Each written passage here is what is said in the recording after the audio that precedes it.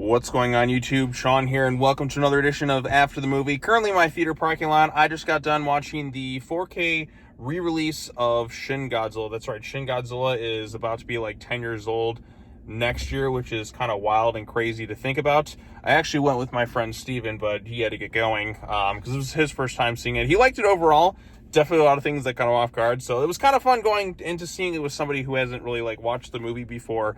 Now, I do like Shin Godzilla overall. It's not really one of my favorite Godzilla movies. I've done a whole written review on it many years ago, but that was, like I said, close to 10 years ago now, that how old that video is. I have to kind of check the date, and again, maybe it was 2017, 2018 I did that video.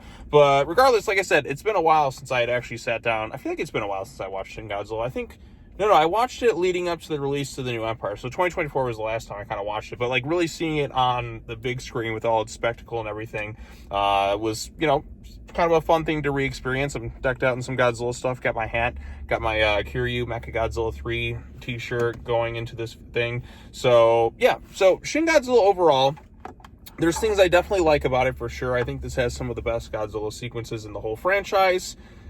There are definitely some issues. The movie certainly drags in certain areas for sure. This is the first one too that's a pure straight kind of reboot for the Godzilla franchise from the Japanese perspective, because when you look at the Showa, Heisei, and Millennium era, they usually had the original 1954 film in some sort of continuity with it. This is the first one that kind of ignores that original 1954 film and just kind of starts fresh, and you see Godzilla evolve into different forms, and then of course you have the ending with the tail and the humanoid stuff coming out of it. So I'd be keen to see a sequel to Shin Godzilla years later to see how the country has kind of evolved with this giant mutation in the middle of the city too. I think that would be kind of interesting. So the story's basically simple. Godzilla shows up and evolves in different forms. It also explores things from more of the political perspective in Japan. I think this, if I'm not mistaken, is made in response to one of the tsunamis or earthquakes that Japan went through many years ago. That's where the commentary of it comes in, and it's kind of in response to the slow response time of the Japanese government. That's what it's kind of poking fun at. And this movie also, my biggest problem too is a lot of the movie kind of drags because it goes so damn excessive with boardroom scenes, meetings, and I get that's the point of it and the commentary of it all, but from an entertaining perspective, after a while you just get kind of bored of it. You're like, oh my gosh, how many more boardroom scenes are we going to get? Let's get some Godzilla action here. And then when Godzilla does show up, it does look cool. Although the first time you really see, I guess it would be the second form he pops out, you do get a laugh that. The image of that goofy looking face with those big eyes like that, it's genuinely pretty funny. Just kind of seeing that and just all the freaky weird stuff that he kind of does. Some of the effects don't really hold up so well. There's some cool looking model bits in there, and the effects are kind of at their best when he's destroying things kind of in the middle of the movie where this big attack, and you have that great music, by the way, the Who Will Know track. That's my favorite sequence in the entire movie, when it just kind of goes ham. You have the atomic breath kind of being used for the first time. You just feel this creature that's in pain considerably. It just hates its own existence, and it's really kind of tragic, and it's really effective in those sequences for sure too. And then you have kind of the crazier stuff where the beams are coming out of his back and then coming out of its tail. I forget the terminology the fans came up with for the beams coming out of his back and tail. That's something where I'm still kind of a little bit iffy on in some ways, because I feel like I like the atomic breath at its best. But then again, Godzilla's had other things too, such as his nuclear pulse attack from time to time, but that's just kind of a whole encompassing amount of energy around him, whereas this is just kind of straight beams out his back and tail. I don't know, there's something kind of special about just the atomic breath. But you know what, for one movie, it is pretty cool to kind of see something a little bit different. And I love the purple. I like the color of purple. It's one of my favorite colors personally. I'd say red, green, and purple are kind of my top three. So seeing that aesthetic and against the night backdrop looked really cool on the big screen in that. So good stuff in that regards. It does drag for sure, and I think too, because every time the humans are spending so much time in boardrooms and generally from a safe distance, it kind of keeps them out of the line of danger. Now, you do feel the threat level of this thing. You understand the political aspects of now the world leaders want to come in and basically nuke Godzilla from off the face of the earth, and it just goes into every little detail. But after a while, it does get a little kind of, it definitely drags in certain sequences to the point where like, oh my goodness, can we just get to Godzilla already? That's always been my issue with Shin Godzilla. It's that the human element is not very interesting. I mean, there's a few characters that have some moments. I like Soggy Noodles guy. You have the one girl who wants to be president, and you have Yaguchi or whatever, but other than that, none of the characters really stand out. They all just kind of mold together in that too. And you also have that one guy who did have that funny reaction too, where he's just watches like, whoa, oh, and he just kind of jumps up and grabs his laptop and all that too. There's some humorous moments within this thing. The music is great. Obviously, this is co-directed by one of the creators of Neon Genesis Evangelion, which is a series I really, really like. And the influence is present throughout. In fact, they even recycle some of the same music from that show into the movie. I think it was the same composer who worked on it. But they also bring back some classic Godzilla themes, literally just kind of copying and pasting them and putting them into the movie, as opposed to kind of doing remasters, such as what they did with the score for Godzilla Minus One. I think Godzilla Minus One's a much better movie than this one, but I still do enjoy Shin Godzilla. I mean, I'm not going to complain when I get the chance to see a Godzilla movie on the big screen, unless it's probably the anime trilogy, in which case I might just avoid watching it. Although the family's like, Sean, just say you went to see it in theaters, just do it. But that'd be a tough one to sell for me to kind of go see those three movies, because to me that's the bottom of the barrel of the franchise. Shin Godzilla, I definitely like. Is it one of my favorite Godzilla films of all time? I wouldn't go that far. There's definitely some elements of it I do like, but again, having so many boardroom scenes and just kind of not so very interesting human characters in the movie certainly brings it down a little bit too upon this most recent rewatch. Godzilla scenes, there's some great stuff in there. A little bit goofy iffiness on some of the effects at times, and I understand it's a lower budget movie, but some of it with the CGI just looks a little bit jarring upon kind of rewatching. I have a softer spot for more of the practical effects of some of the older films, and I like seeing that kind of incorporated into this movie with some of the miniatures and all that utilized. But there's definitely some stuff where it's a bit like excessive to watch with the CGI. It just does not look very, very good, like Sci-Fi Channel original movies at times. But again, this is a Godzilla film. It's lower budget, and I can kind of tolerate some of it. But I prefer kind of the lower budget miniatures and some of the old suitimation, that as opposed to not so convincing CGI. Now, some of it looks pretty good. For instance, when Godzilla does his beam attacks like all over the place, the stuff at nighttime, there's some really haunting shots of the city engulfed in flames, and the backdrop, you see kind of that sinister look. There's some really good stuff in this movie.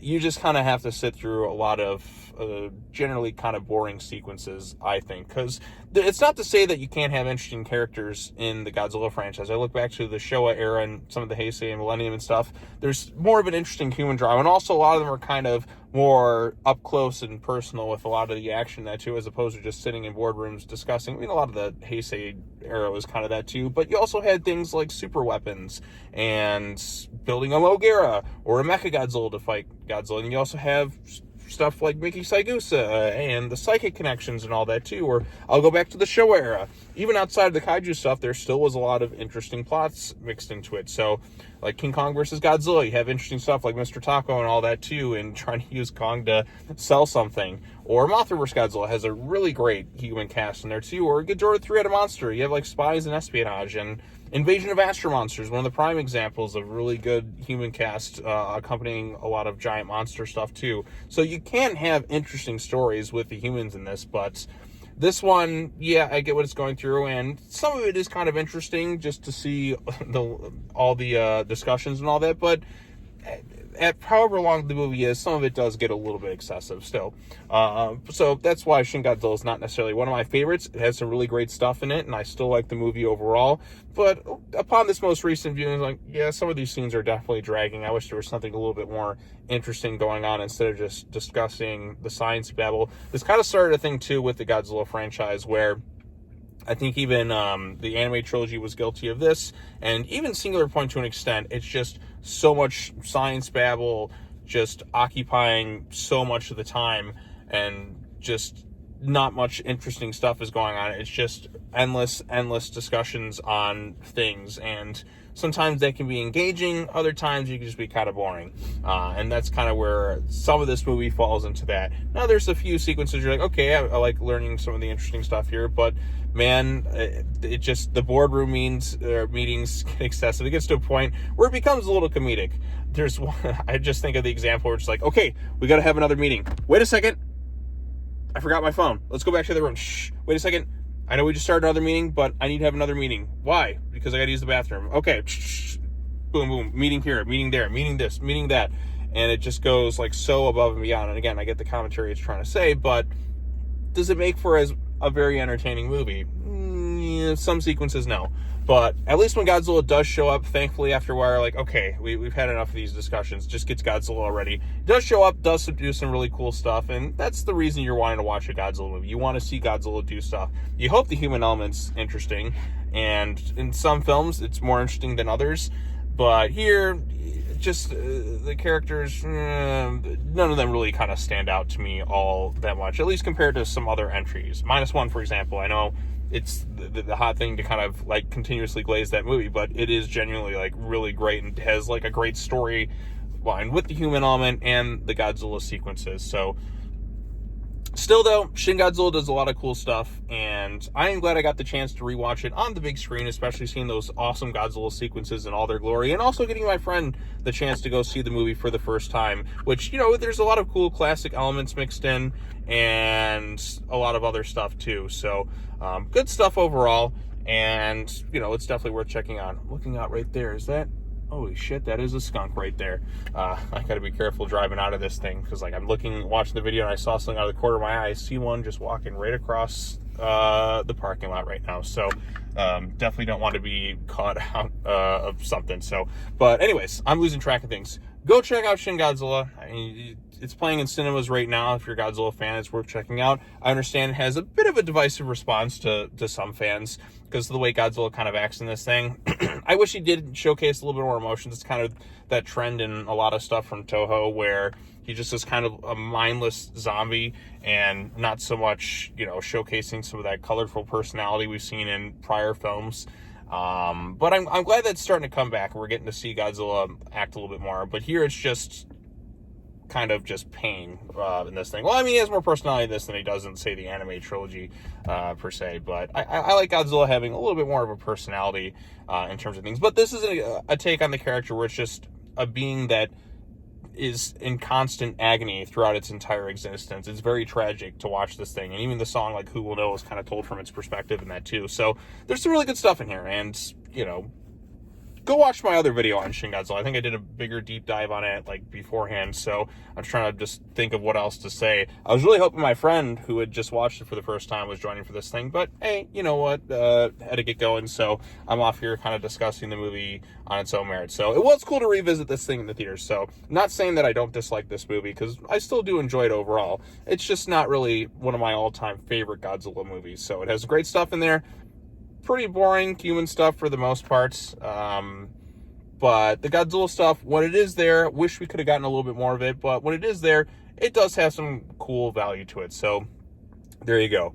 All right, well, that's all I have to say about Shin Godzilla. Go check out the movie. What do you think of the film? If you got the chance to see it in theaters again, did you like the whole new 4K transfer? I felt like there might, I don't know if this was just me or if it's been a while since I've seen the movie, but I felt like there might have been some new scenes added into this thing, or maybe it's just because I haven't sat down and watched it in the theater and had as much laser hyper focus on it since the last time I saw it.